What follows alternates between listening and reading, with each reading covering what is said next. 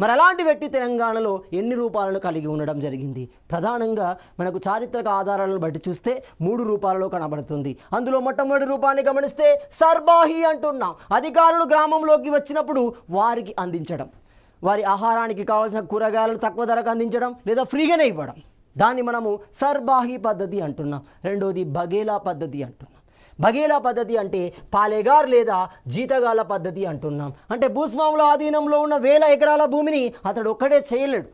కాబట్టి ఆ భూమిని చేయడం కోసం కొంతమందిని వెట్టికి తీసుకోవడం జరుగుతుంది. దాన్ని మనం పాలేగార్ లేదా జీతగాల వ్యవస్థ అంటున్నాం. ఈ సందర్భంలో సంవత్సరానికి కొంత మొత్తం మాత్రమే ఇస్తారు. ఇది చాలా ఇబ్బందికరమైన విషయం.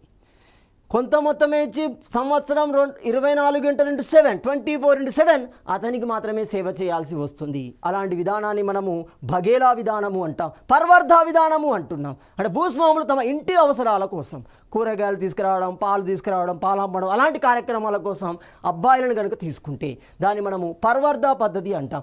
ఇంటి పనుల కోసం బోళ్ళు దోమడం, కూర వండడం, వడ్డించడం లాంటి పనుల కోసం అమ్మాయిలను కనుక తీసుకుంటే దాన్ని ఆడపాప అంటాం. ఈ ఆడపాప అనే వ్యవస్థను ఎంత ఘోరాతి ఘోరంగా వాడారు చూడండి. భూస్వాములు తమ కూతుర్లకు వివాహం చేసిన సందర్భంలో కూతురు దగ్గర పనిచేయడం కోసం